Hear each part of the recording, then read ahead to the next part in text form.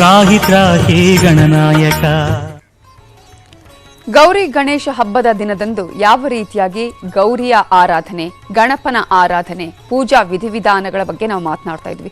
ಗುರುಗಳೇ, ಈಗ ಆಹ್ವಾನದಿಂದ ವಿಸರ್ಜನೆಯವರೆಗೂ ನಾವು ಮಾತನಾಡ್ತಾ ಇದ್ವಿ. ಆಹ್ವಾನ ಆಗಿದೆ, ಪ್ರತಿಷ್ಠಾಪನೆ ಆಗಿದೆ, ಪೂಜೆ. ಆ ನಂತರ ವಿಸರ್ಜನಾ ಕಾರ್ಯ ಹೇಗೆ ಅಂತ? ಈಗ ನಿತ್ಯ ಪೂಜೆ ಏನಿರುತ್ತೆ ಅವರು ಮನೆಯಲ್ಲಿ ನಾವು, ಹಾಗಾಗಿ ಮಂಗಳವಾರದ ದಿವಸ ಗೌರಿಯನ್ನು ನಾವು ವಿಸರ್ಜನೆ ಮಾಡೋದಿಲ್ಲ.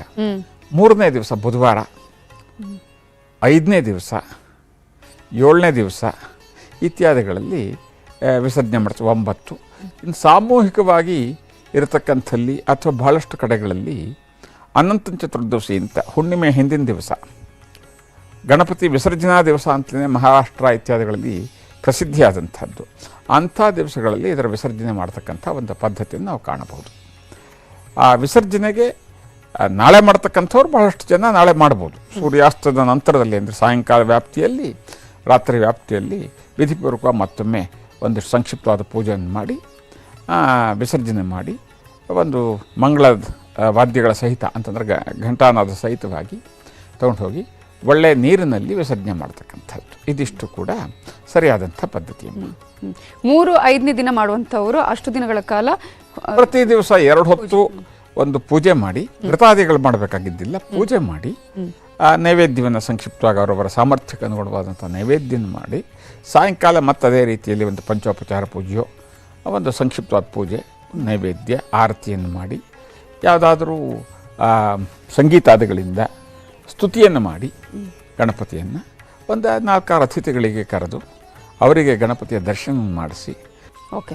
ಇನ್ನು ಈ ಸಂದರ್ಭದಲ್ಲಿ ನೀವೇ ಹೇಳಿದ ಹಾಗೆ 1 ದಿನ ಮತ್ತು 3, 5, 7 ದಿನ ಅಂತ ಕಳಶ ಸ್ಥಾಪನೆಗೂ ಕೂಡ ಅದೇ ರೀತಿಯ ಕಳಶ ಸ್ಥಾಪನೆ ಆದ ನಂತರ ಅದನ್ನು ವಿಸರ್ಜನೆಗೂ ಕೂಡ ಸೇಮ್ ಪದ್ಧತಿ. ಅದರಲ್ಲೇ ನಾವು ಗೌರಿಯನ್ನು ಆವಾಹನೆ ಮಾಡಿರ್ತೀವಲ್ಲ, ಕಳಶದಲ್ಲೇ ಗೌರಿಯನ್ನು ಆವಾಹನೆ ಮಾಡಿರ್ತೀವಲ್ಲ, ಅದೇ ಪದ್ಧತಿಯನ್ನು ಅನುಸರಿಸಬೇಕಾಗುತ್ತೆ.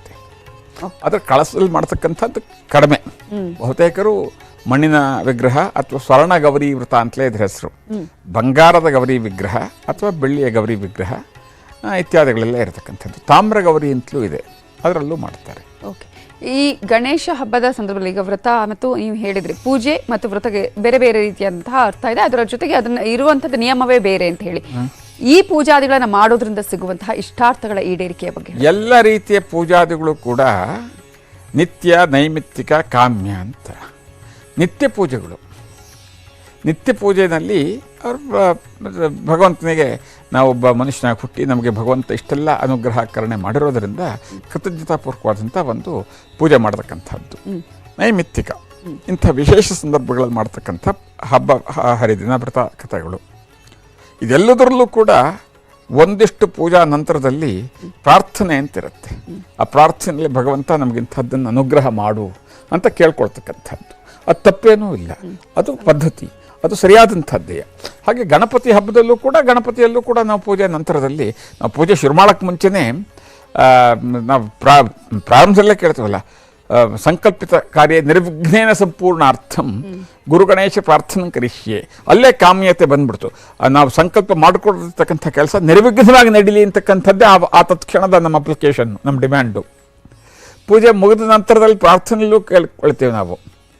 ಋಣ ರೋಗಾದಿ ದಾರಿದ್ರ್ಯ ಅಭಾವ ಕ್ಷೇತ್ರ ಮತ್ತು ವಹ ಅಂಥೇಳಿ, ಋಣ ಅಂದರೆ ಸಾಲ, ಮತ್ತೊಂದು ಎಲ್ಲ ಥರದ ಋಣಮುಕ್ತನಾಗು, ದಾರಿದ್ರ್ಯ ಎಲ್ಲ ಥರ ದಾರಿದ್ರ್ಯದಿಂದ ಮುಕ್ತ ಮಾಡು, ರೋಗಗಳಿಂದ ಮುಕ್ತ ಮಾಡಿ, ಇದೆಲ್ಲ ಮಾಡಿ ನಮಗೆ ಸಂತೃಪ್ತಿ, ನೆಮ್ಮದಿ, ಸಂತೋಷವನ್ನು ಕರುಣೆ ಮಾಡು ಅಂತ. ಅದ್ರ ಜೊತೆಗೆ ಇನ್ನೊಂದು ಕೇಳ್ತೀವಿ, ಯಥಾಯೋಗ್ಯಂ ತಥಾ ಕುರು. ನಂದೇನೋ ಇಷ್ಟೆಲ್ಲ ಅಪ್ಲಿಕೇಶನ್ ಹಾಕಿದ್ದೀನಿ, but whatever you deem fit, ನಿನಗೆ ಏನು ಯಥಾಯೋಗ್ಯಂ, ನಾನು ಯಾವುದಕ್ಕೆ ಡಿಸರ್ವ್ ಇದ್ದೀನಿ, my desires are big, but to deserve ನನಗೆ ಯಾವುದಕ್ಕೆ ಯೋಗ್ಯತೆ ಇದೆಯೋ ಅದನ್ನು ನೀನು ಕರುಣೆ ಮಾಡು ಅಂತ ಕೇಳ್ತೀವಿ. ಅದು ಸರಿಯಾದಂಥದ್ದೇ ಕ್ರಮ. ಓಕೆ. ಚಂದ್ರನ ದರ್ಶನ ಮಾಡಬಾರ್ದು ಅನ್ನೋದು ಹೌದಾ, ಹೇಗೆ ಈ ದಿನದಲ್ಲಿ? ಇದೊಂದು ಪದ್ಧತಿ, ಪುರಾಣಗಳಲ್ಲಿರ್ತಕ್ಕಂಥ ಒಂದು ಪದ್ಧತಿ. ಏನಪ್ಪ ಅಂದರೆ, ಗಣಪತಿ ಅವನು ಲಂಬೋದರ, ಡೊಳ್ಳು ಹೊಟ್ಟೆಯಿಂದ ಉದ್ದವಾದ ಮತ್ತು ಡೊಳ್ಳು ಹೊಟ್ಟೆಯನ್ನಿರ್ತಕ್ಕಂಥ ಒಂದು ಸ್ಥೂಲ ಶರೀರ. ಆತಿಥ್ಯವನ್ನು ಸ್ವೀಕರಿಸಿ ಅವನ ಭೂಮಿ ಮೇಲೆ ಅವನ ವಾಹನವೋ ಸಣ್ಣದಾದಂಥ ಇಲಿಮರಿ.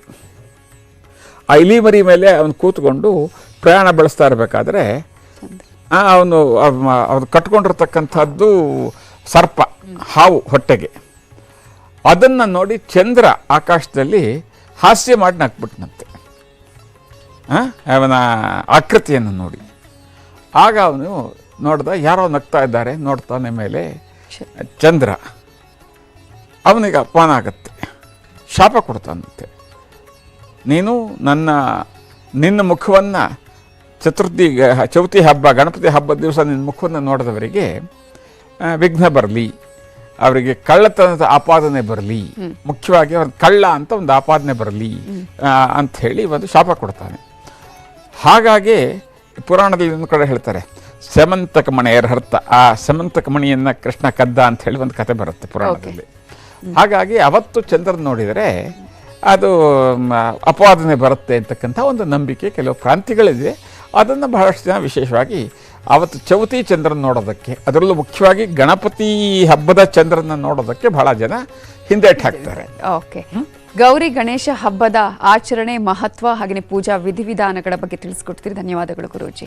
ಸಮಸ್ತ ಸನ್ಮಂಗಳಾನಿ ಭವಂತು. ಎಲ್ಲ ಪ್ರೇಕ್ಷಕ ಪ್ರಭುಗಳಿಗೆ, ಸಮಸ್ತ ಕನ್ನಡ ಕುಲಕೋಟಿಗೆ ಮತ್ತು ನಿಮ್ಮೆಲ್ಲರ ನೆಚ್ಚಿನ ವಾಹಿನಿಯಾದಂತಹ ನ್ಯೂಸ್ 18ನ ಎಲ್ಲ ಸಿಬ್ಬಂದಿ ವರ್ಗಕ್ಕೂ ಕೂಡ ಮತ್ತೊಮ್ಮೆ ಗೌರಿ ಗಣಪತಿ ಹಬ್ಬದ ಶುಭಾಶಯಗಳು, ಶುಭಕಾಮನೆಗಳು. ತಮ್ಮೆಲ್ಲರಿಗೂ ಕೂಡ ಅತ್ಯಂತ ಮಂಗಳಮಯವಾದ ಜೀವನ ಸಿಗಲಿ ಅಂತ ಪ್ರಾರ್ಥಿಸ್ತೀನಿ. ಹರಿ ಓಂ.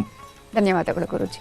ನೋಡಿದ್ರಲ್ಲ, ಗೌರಿ ಗಣೇಶ ಹಬ್ಬದ ದಿನ ಅಂದ್ರೆ ನಾಳೆ ಯಾವ ರೀತಿಯಾಗಿ ಆಚರಣೆ ಮಾಡಬೇಕು, ವೃತ ನಿಯಮಗಳನ್ನ ಹೇಗೆ ಪಾಲಿಸಬೇಕು, ಅದರಿಂದ ನಮಗೆ ಸಿಗುವಂತಹ ನಮ್ಮ ಇಷ್ಟಾರ್ಥಗಳು ಯಾವ ರೀತಿಯಾಗಿ ಈಡೇರುತ್ತೆ ಅನ್ನೋದು.